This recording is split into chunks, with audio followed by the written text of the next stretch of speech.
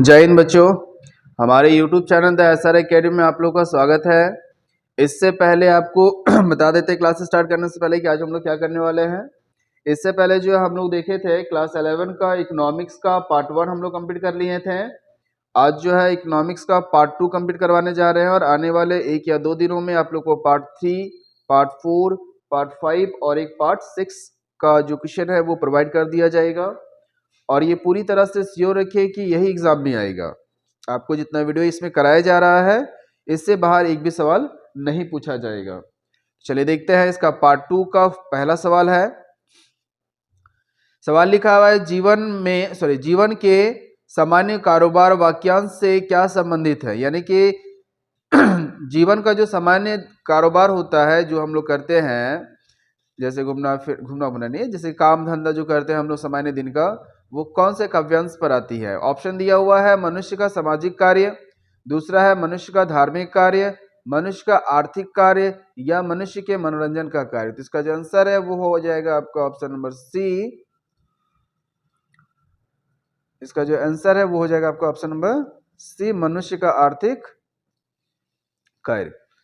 Question number 2 में आते हैं। लिखा है निम्नलिखित में से किसके अध्ययन का संबंध अर्थशास्त्र से नहीं है। यानी अर्थशास्त्र के अंतर्गत हम लोग ये चारों में से किसका उपयोग नहीं करते हैं। तो अर्थशास्त्र में उत्पादन का, उपभोग का और वितरण का, इसका अध्ययन किया जाता है, लेकिन सरकार के गठन का अध्ययन अर्थशास्त्र यानी इकोनॉमिक्स में नहीं किया जाता, वो पॉलिटिकल में किया जाता है। क्वेश्चन नंबर 3 पर आते हैं। संख्याकी का जनक किसे कहा जाता है या किसे माना जाता है। तो संख्याकी के जो जनक है वो ऑप्शन नंबर डी हो जाएगा।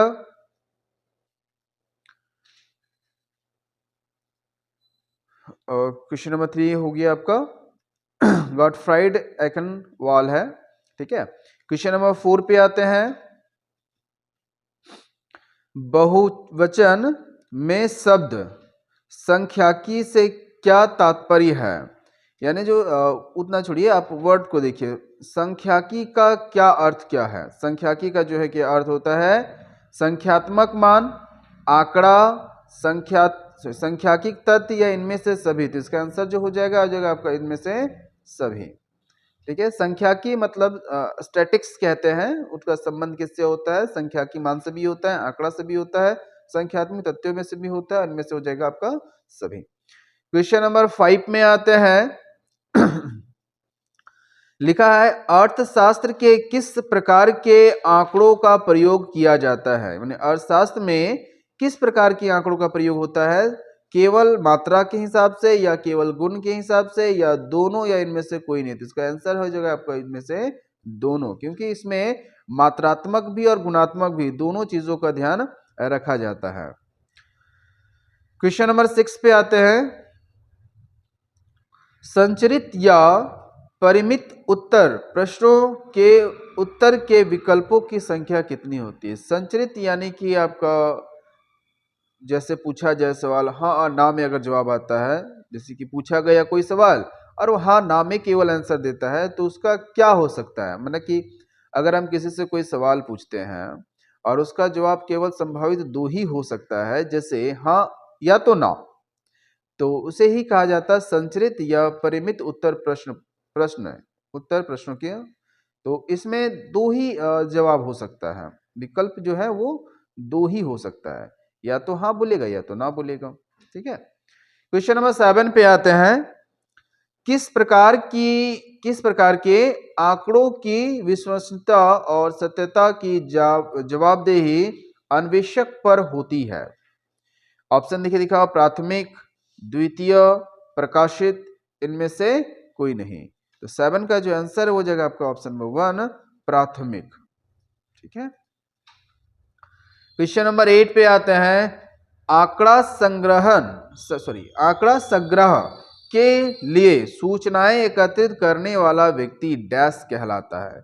यानी जो आंकड़ों को जमा करता है उन्हें क्या कहा जाता है, उत्पादक, निवेशक, अन्वेषक या प्रेक्षक या उपभोक्ता। तो इसका आंसर हो जाएगा आपका अन्वेषक या प्रेषक। ठीक है, तो 8 का हो जाएगा ऑप्शन बस सी। 9 पे आते हैं। लिखा है इनमें से किस विधि में प्रगणक का उत्तरदाता से प्रत्यक्ष संपर्क होता है? यानी सीधा संपर्क जो है वो किनमें होता है? ईमेल, टेलीफोन, डाक या व्यक्तित्व, इनके व्यक्तित्व साक्षात्कार। तो 9 का जो आंसर हो जाएगा वो हो जाएगा आपका ऑप्शन नंबर सी, यानी कि सीधा सीधी प्रत्यक्ष रूप से। क्वेश्चन नंबर आते हैं 10 पे। 10 में लिखा है निम्नलिखित स्वतंत्रता प्राप्ति के बाद भारत में सर्वप्रथम कब जनगणना का कार्य हुआ था? तो इसका आंसर शायद आप लोगों को मालूम होना चाहिए, इससे पहले भी कराया गया था। इसका आंसर हो जाएगा 1951। क्वेश्चन नंबर आते हैं 11 में। वर्गीकरण आंकड़ों को डैश व्यक्तित्व करने की व्यवस्थित करने की प्रक्रिया है, यानी वर्गीकरण आंकड़ों को डैश करने की आवश्यकता है, यानी व्यवस्थित करने की आवश्यकता है। किस प्रकार से सजा सकते हैं? स्तंभों में, पंक्तियों में, खास आधार के समूह या विभिन्न स्तरों तथा पंक्तियों में। तो इसका जो आंसर हो जाएगा आपका ऑप्शन नंबर डी, स्तंभों और पंक्तियों दोनों में हम लोग कर सकते हैं, विविध प्रकार के, अलग अलग प्रकार के। क्वेश्चन नंबर 12 देखिएगा। एक वर्ग एक मध्य बिंदु बराबर होता है, किसके बराबर होता है? देखिए 4 ऑप्शन पढ़ा हुआ है, इसका जो आंसर होगा वो जाएगा आपका ऑप्शन 1। सारा ऑप्शन पढ़ लीजिएगा आप लोग। क्वेश्चन नंबर 12 में देखते हैं। बारंबारता वितरण में अपरिष्कृत आंकड़ों को डैश चर में वर्गीकृत किया जाता है, यानी बारंबारता का जो आंकड़ा होता है वो किस हिसाब से व्यक्त किया जाता है? तो ऑप्शन देखिएगा, गुणात्मक, मात्रात्मक, स्थलीय या विविक्त। तो इसका जो आंसर है वो हो जाएगा आपका ऑप्शन नंबर बी, मात्रा के हिसाब से, यानी मात्रात्मक होता है। ठीक है। क्वेश्चन नंबर आते हैं 14 में। लिखा है निम्नलिखित में से कौन चर संतत चर का एक उदाहरण है? यानी चर संतत में क्षेत्रफल है, बच्चों की संख्या है, पासे पर आने वाली संख्या या विद्यालय में पढ़ने वाले विद्यार्थियों की संख्या है। जो 14 है उसका आंसर हो जाएगा आपका ऑप्शन नंबर डी, विद्यालय में पढ़ने वाले विद्यार्थियों की संख्या, चर संतत में। क्वेश्चन नंबर आते हैं 15 से। लिखा मिलान चिन्हों की गणना कितने समूहों में की जाती है? तो ये होता है 5 समूहों में। जैसे आप लोग को जानकारी होना चाहिए, जो हम लोग इसका लेते हैं, जैसे 1 हो गया, 2 हो गया, 3 हो गया, 4 हो गया और ये घिस देते हैं 5 हो गया। तो ये 5 समूहों में इसको लिया जाता है। ठीक है। चलिए आते हैं क्वेश्चन नंबर आपका 16 पे। लिखा है 16 में, बिहार के एक शहर में 8 दिसंबर 2005 को पेट्रोल तथा डीजल की कीमतों की वृद्धि के विरोध में आयोजित एक बंद के दौरान 5 पेट्रोल पंप खुले तथा 7 बंद पाए गए और 2 विद्यालय बंद तथा 9 विद्यालय खुले गए।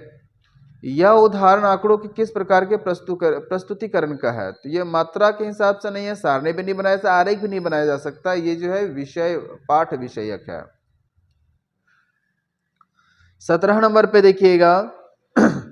कक्षा 11 की अध्यापिका आंकड़ों की पंक्ति, देखिए आंकड़ा बना रहा है, किस तरह का? क्षैतिज और ऊर्ध्वाधर, यानी कि पंक्तियों और स्तंभों में बना रही है, रूप में कक्षा में दिखाई गई। इस आंकड़ों को किस प्रकार सारणीकरण या सारणी बनाया जा रहा है, विषय तो है नहीं, तो ये सारणी हो जाएगा इसका।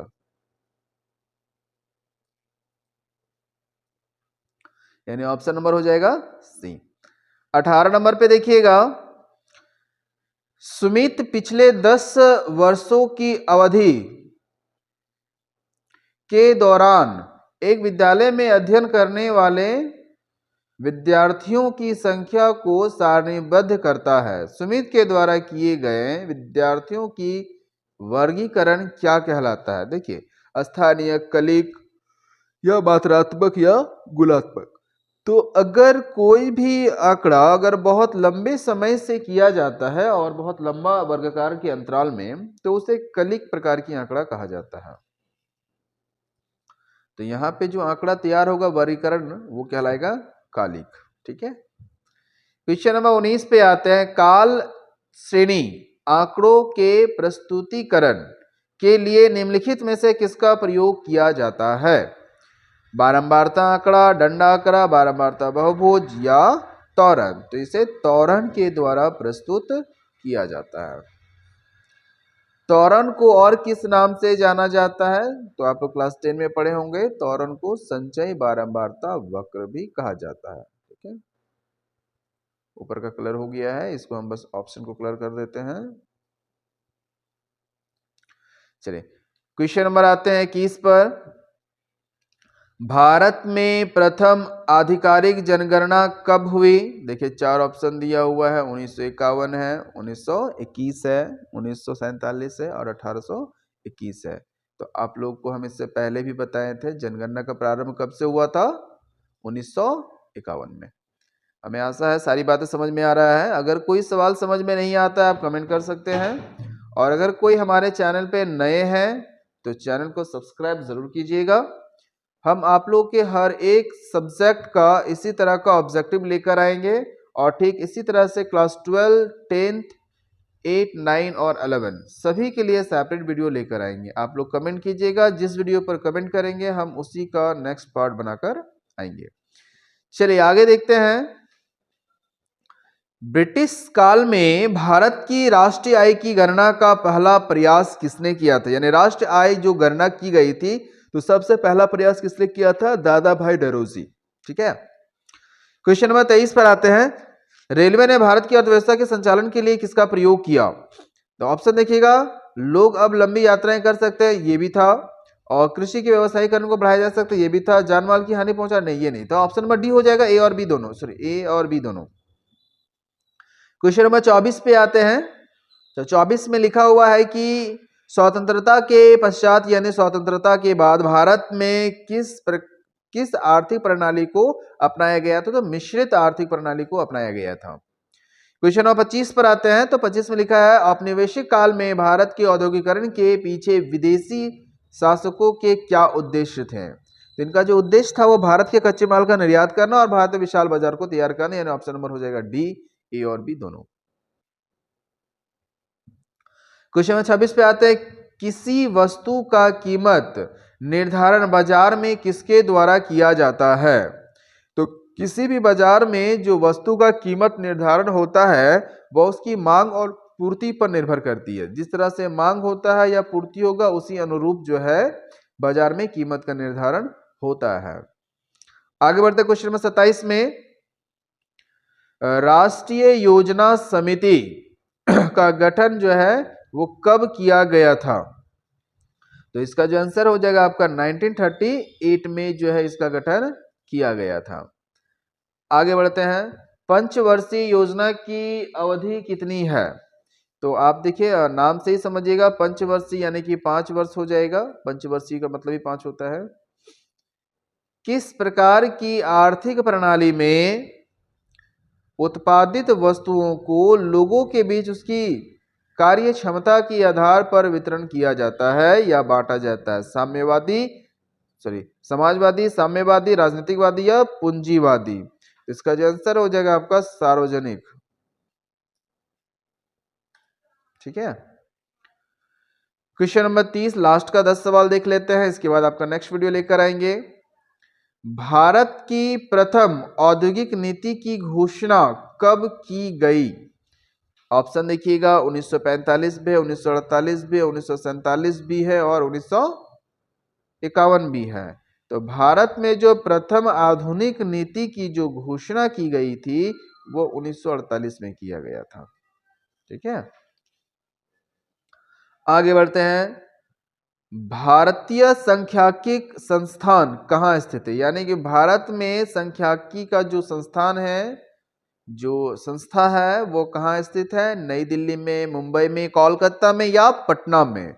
तो इसका जो आंसर है वो जाएगा आपका ऑप्शन नंबर सी, कोलकाता में। अगला सवाल पर आते हैं।